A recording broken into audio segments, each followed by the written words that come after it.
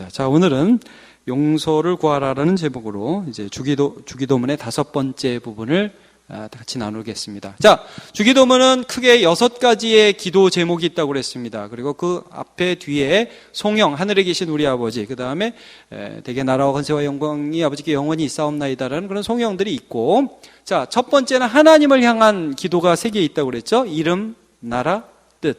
한마디로 이름, 나라, 뜻. 자, 그 다음에 우리의 필요를 위한 그런 기도 제목인데, 양식, 용서, 죄에서의 구원입니다. 한번 따라해줘. 시작. 양식, 용서, 죄에서의 구원. 그래서 하나님을 위한 기도 3가지, 우리를 위한 기도 3가지가 있는데, 오늘은 우리를 위한 기도의 2번째, 전체적으로는 5번째 기도의 제목에 해당하는 용서에 대한 그런 부분입니다. 그래서, 이렇게 나와 있습니다. 우리 주기도문이니까 외워보죠. 우리가 우리에게, 시작. 우리에게 죄 지은 자를 사하여 준 것 같이 우리 죄를 사하여 주옵시고. 자, 용서에 대한 부분이고요. 원어상은 이건 빚 갚아달라는 그런 의미가 또 있습니다. 자, 여러분, 양식은 기도가 좀 이해가 가죠. 하나님, 저 오늘 살아야 되는데 쌀이 없어요. 꼭 필요한 돈이 있어요. 이거 해주세요. 이런 기도는 우리가 이해가 가는데, 용서도 중요한 기도의 제목 맞습니까? 아멘입니까? 여러분, 근데 참 이게 영적인 필요인데, 우리가 인간관계나 살아갈 때 한번 잘 여러분 생각해 보세요. 제가 학생들도 물어보고 어른들도 물어보면요, 미워하는 사람 꼭 한둘씩 있더라고요. 그거 참 힘들더라고요. 하여튼 잘 밥 먹고 막 낄낄거리고 웃다가도 그 사람 얼굴만 한번 보면 그냥 밥맛이 뚝뚝뚝 떨어지는 그런 사람이 한둘씩 또 꼭 있더라고요. 그래서 마음이 괴로운 거예요. 여러분, 이 용서라는 것이 굉장히 중요하고 우리의 굉장히 중요한 아주 근본적인 필요입니다. 해야 된다는 걸 알면서도 굉장히 힘들어요. 용서요? 우리의 힘으로 할 수 없는 거, 어려운 정도가 아니라 불가능한 일이라고 그렇게 보여집니다. 근데 오늘 그렇기 때문에 예수님께서 이 용서에 대한 기도를 가르치시는데, 주기도문의 이 용서에 대한 기도가 상당히 좀 의문이 가는 부분이 이런 거예요. 왜냐하면 말 자체가 그렇잖아요. 우리가 우리의 죄를 사하여 준 것 같이 우리 죄를 사하여 달라잖아요. 그럼 여러분, 이건 뭐예요? 내가 사해주면 하나님 나 사해주고, 내가 용서 안 하면 하나님 나 용서 안 해주고, 그렇게 들리죠? 아니에요? 그렇게 들리잖아요. 그러니까 무슨 내가 용서해주면 하나님이 나 용서해주고, 내가 용서 안 하면 하나님 용서 안 해주고, 그럼 이게 용서가 내가 하는 게 조건이 되어서 내가 조건적으로 어떤 용서를 해야 하나님의 용서를 받을 수 있는 것처럼 보여지잖아요. 그렇죠? 그러니까 우리는 다 용서를 받을 수 없겠죠. 맨날 용서 못하고 사니까. 이런 딜레마가 우리가 이제 빠질 수 있다는 거예요. 근데 여러분, 과연 그것이 조건을 말하는 것이냐, 우리의 용서가 그게 조건을 말하는 것이냐, 그렇지는 않습니다. 여러분, 하나님께서 우리를 용서하실 때 조건을 거셨습니까? 안 거셨습니까? 안 거셨습니다. 너희는 그 은혜에 의하여 믿음으로 말미암아 구원을 얻었으니 이것이 너희에게서 난 것이 아니요 하나님의 선물이라. 분명히 행위에서 난 것이 아니니 이는 누구든지 자랑치 못하게 하라 함이라. 기억나시죠? 조건이 아니라고요. 그러니까 내가 뭘 해야 받는 것은 아니에요. 그럼 이게 뭐냐 이거예요. 왜 여기서 그런 것 같이, 내가 용서한 것 같이 나를 용서해달라는 그런 말씀을 하고 있느냐. 자, 교리문답을 한번 보겠습니다. 주의 은혜의 증거가, 거기부터 1자 앞에까지 한번 같이 읽어보겠습니다. 시작. 주의 은혜의 증거가 우리 안에 있어서 우리가 이웃을 용서하기로 굳게 결심하는 것처럼 그리스도의 보혈을, 됐습니다. 여기까지. 주의 은혜의 증거가. 자, 여러분, 이 교리문답에서 주의 은혜의 증거라는 데 한번 밑줄을 그어주시기를 바랍니다.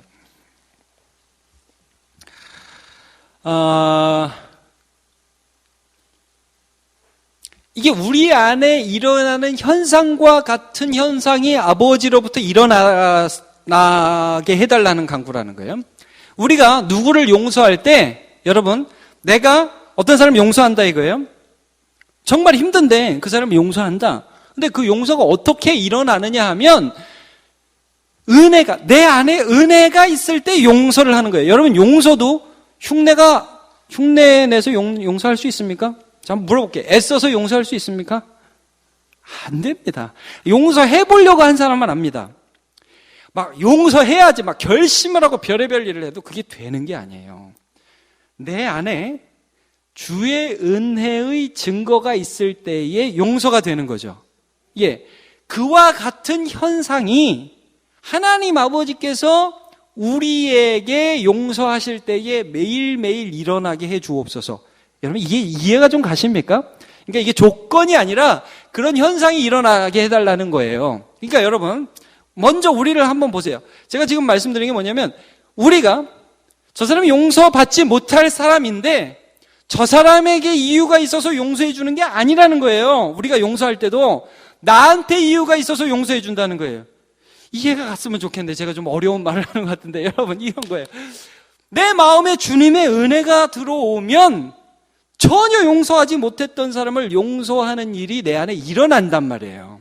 예, 그것이 하늘에 계신 하나님께서 오늘 나에게 베푸시는 은혜로 일어나게 해 주옵소서라는 기도예요. 예를 들어서 여러분 마태복음 20장에 보면 올해 송구 영신 예배 때도 이 말씀을 나누었어요. 달란트, 용서에 대한 비유죠. 1만 달란트 빚진 어떤 종이 왕에게 나가서 갚겠습니다. 뭐 어떻게 갚아요? 1만 달란트를. 여러분 달란트가 금 33kg이라고 그랬죠? 1만 달란트는 몇 조예요? 제 기억이 한 16조. 이게 못 갚는 돈인데 이거를 갚겠다고 그러니까 주인이 보고 불쌍히 야 됐다 가라. 자, 이게 뭐예요? 은혜 받은 거죠. 근데 이 사람이 딱 받았어요. 은혜 받고 나서 용서 받고 딱 나갔는데 나가서 보니까 자기 앞에 어떤 사람이 나냐면 100데나리온 빚진 사람이 딱 나타난다는 거예요. 그러니까 여러분 그냥 이전의 얘기를 빼버리고 이전에 10,000달란트 빚진 거 용서받은 거 그거 빼버리고 오늘 100데나리온 그러니까 노동자 하루 품삯을 만약에 10만 원 혹은 20만 원이라고 치면 1,000만 원 혹은 2,000만 원의 빚을 진 사람을 자기 앞에 딱 보니까 이거 빼버리면 멱살 잡고 감옥에 쳐넣을 수 있죠. 근데 우리는 어떤 전제가 이 사람 마음에 뭐가 있어요? 은혜가 있다면 은혜가. 그러니까 은혜를 받았으면 집어넣으면 돼요? 안 돼요? 안 되죠. 그러니까 거기서 이 비유에서 예수님이 이런 말씀을 하고 계셔요. 자, 마태복음 18장, 마태복음 아까 20장이 아닙니다. 죄송합니다. 마태복음 18장 32절, 33절. 같이 한번 읽어보죠. 시작.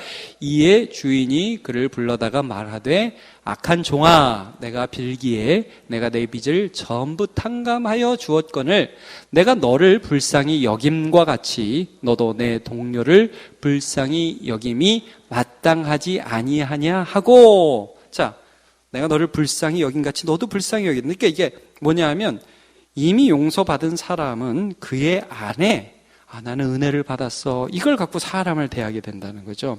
이게 너희한테 있어야 한다. 그리고 여러분 우리가 누구를 용서할 때 이것 때문에 하는 겁니다. 받은 은혜 때문에.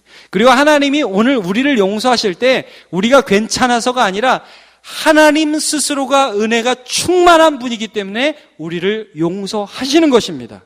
그렇죠? 그래서 여러분 우리로서는 이 부분은 우리가 용서를 구하는 것이고 또 우리도 용서하는 삶을 살게 해달라는 기도 두 가지예요. 이제 어떻게 하나님 앞에 이런 부분들을 용서에 관해서 구해야 되냐면 하나님 내가 용서하게 해주세요. 물론 중요합니다. 그러나 안 된다고 그랬죠. 잘 은혜를 제대로 받으시기를 축복합니다. 내 마음에 은혜의 증거를 잊지 마십시오. 자, 고린도 후서 6장 1절입니다. 같이 한번 읽어보죠. 시작.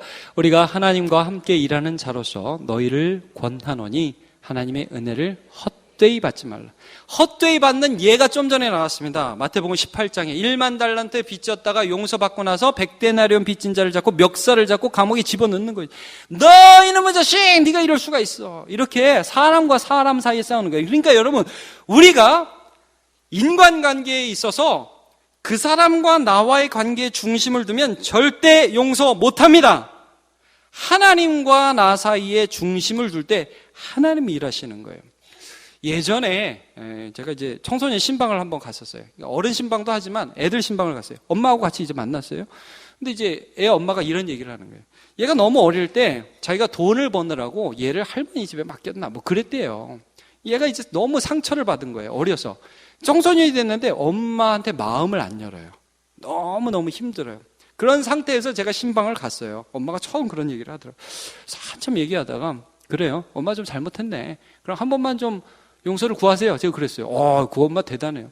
딱 일어나서 걔 앞에서 내가 어릴 때 너에게 그렇게 한 거 정말 미안하다. 잘못했다. 그리고 용서를 구하고 안았어요. 얘는 눈물로 엄마를 안았으면 참 좋겠죠. 예, 그랬으면 참 좋겠죠. 걔가 어떻게 했을까요? 무덤덤.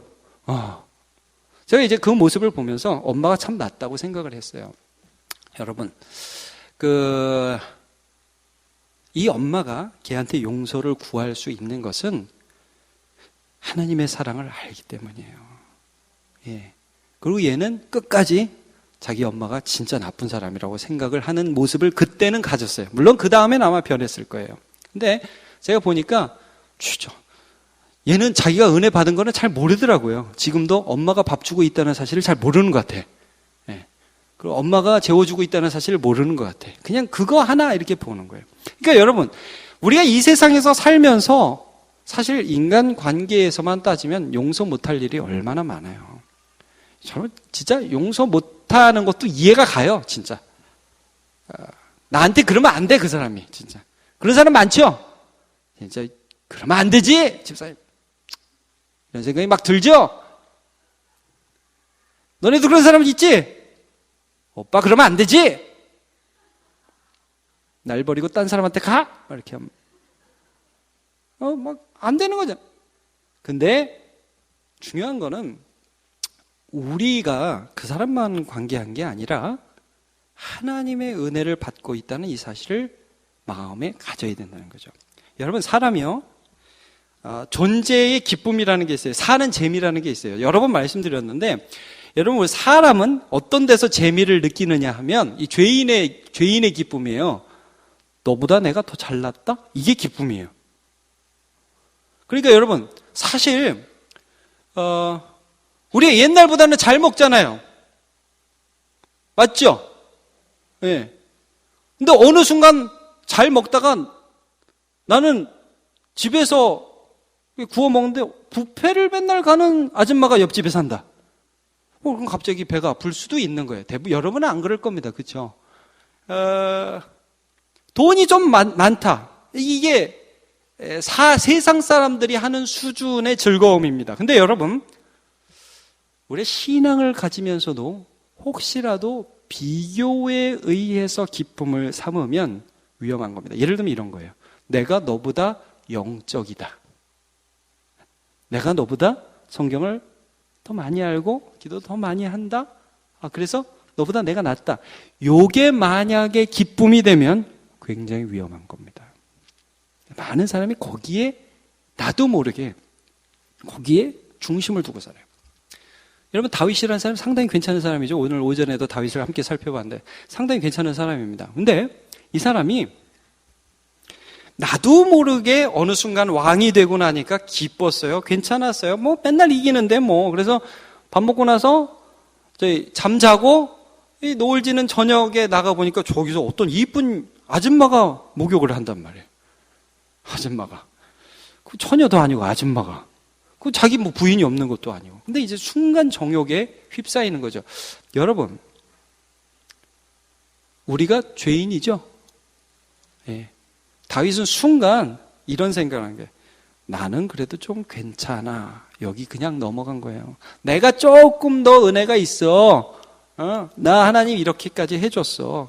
그거 보고 넘어갔어요. 그래가지고 그 아줌마 불러다가 간음하고 그 거짓말 덮으려고 하다가 사람 죽이고 충신 우리야 죽이고, 그리고서도 마음에 그래도 뭐 나 정도는 괜찮은 왕이야.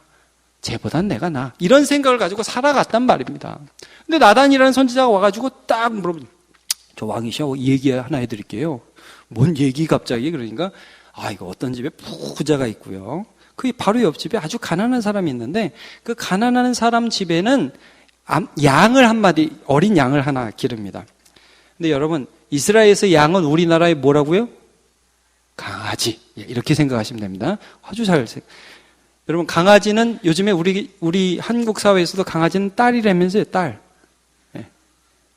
이게 기르는 분과 안 기르는 분들의 굉장히 차이가 있는데, 강아지는 딸이잖아요. 그러니까 이스라엘 백성이 그런 개념이에요. 가족이 없고 양 하나를 기르는데, 양이 순이다 그러면 순이야. 죄송합니다. 제가 이름을. 그래서 막 이렇게 사랑을 해줬다는 말이에요. 근데 이 부잣집에 손님이 놀러 왔어요. 누구 양을 잡아야 돼요? 자기 양 깔린 게 자기 양인데, 근데 누구 양을 잡았다고? 요 가난한 사람의 그 양을 잡았습니다. 다윗이 그 얘기를 듣고 흥분하죠. 그런 놈이 어디냐? 그러면서 그런 놈은 당장 죽여야 된다. 그러니까 나단이 때를 놓치지 않고 당신이 그 사람이요. 당신이 그 사람이요. 거기서 다윗이 엎드려져요. 내가 저 사람들보다 내가 손가락질하고 저놈보단 내가 나라고 생각했던 그 사람보다 내가 낫지 않구나. 그때 은혜가 부어지기 시작해요. 그때 은혜의 증거가 그에게 나타나기 시작합니다. 그래서 그때 자빠지고 넘어져서 지은 시가 오늘 읽은 시편 51편이에요. 주님, 제가 딴 사람보다 난 줄 알았는데 죄악 중에 출생하였습니다. 주님, 제가 죽게 범죄했습니다.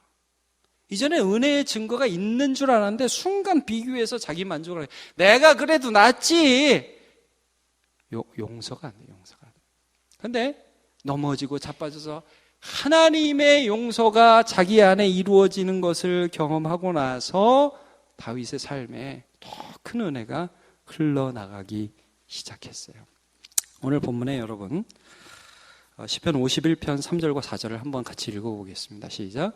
물은 나는 내 죄가를 아오니 내 죄가 항상 내 앞에 있나이다.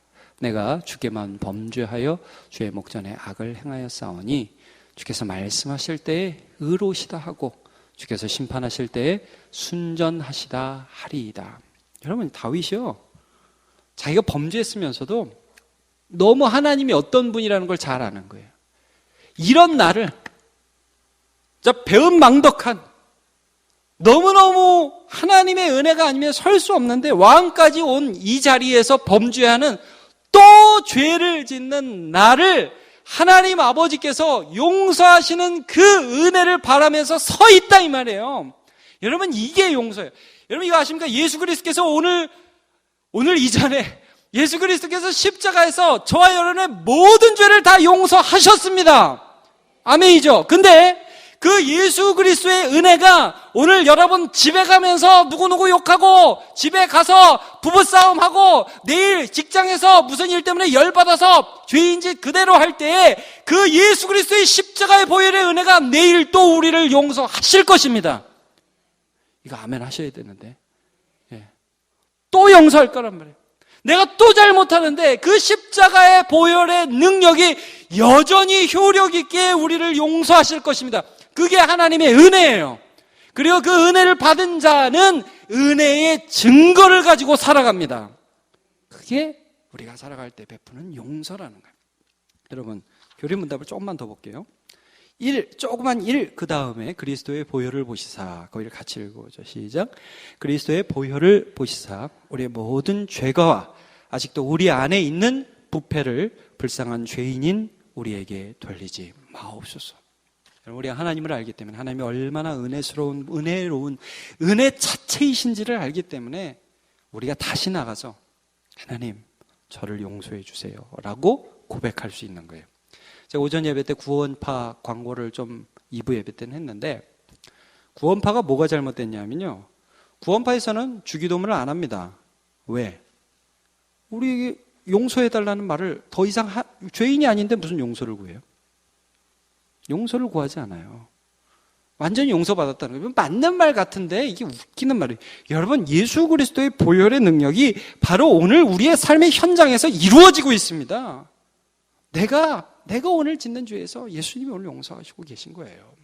자, 성경을 보면 도저히 우리의 힘으로 할 수 없는 것 같은 것들을 말씀하실 때가 있고요. 대표적인 것이 마태복음 5장에 나오는 원수사랑에 대한 말씀입니다.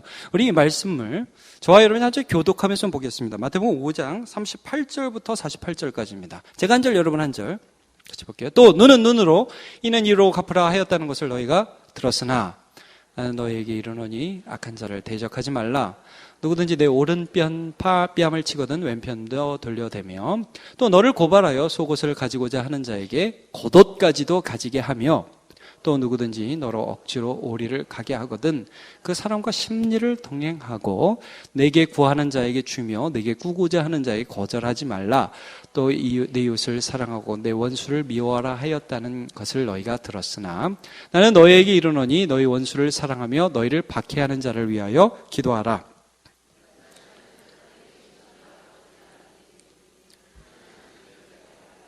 선인에게 비추시며 비를 의로운 자와 불의한 자에게 내려 주심이라. 너희가 너희를 사랑하는 자를 사랑하면 무슨 상이 있으리요? 세리도 이같이 아니하느냐?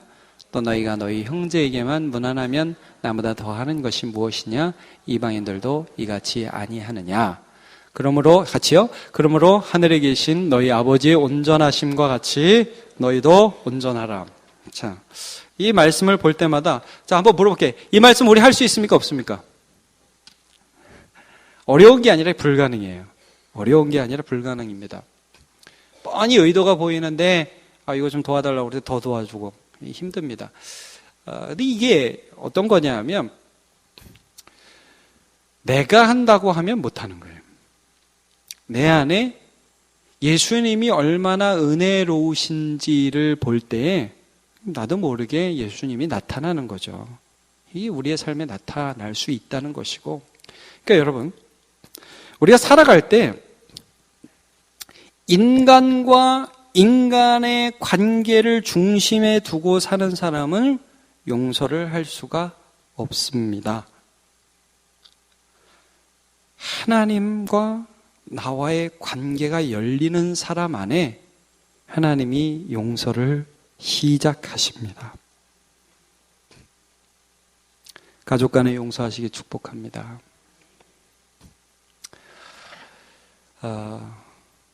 마음으로 미워하지 않는 거예요. 하나님이 얼마나 오늘 내게 너그러우신지를 기억하십시오. 자, 다시 한번 말씀드립니다. 용서하려고 용을 써서 용서가 안 됩니다. 그렇게 되는 거 아닙니다. 하나님이 어떤 분인지를 묵상하십시오. 내가 어떤 죄에서 용서받았는지를 기억하시고 오늘도 집에 가면서 내일도 집에서 내가 어떤 용서를 받을 것인지를 예상하시고 용서받은 은혜의 증거를 가지고 살아가는 저와 여러분 되시기를 축복합니다.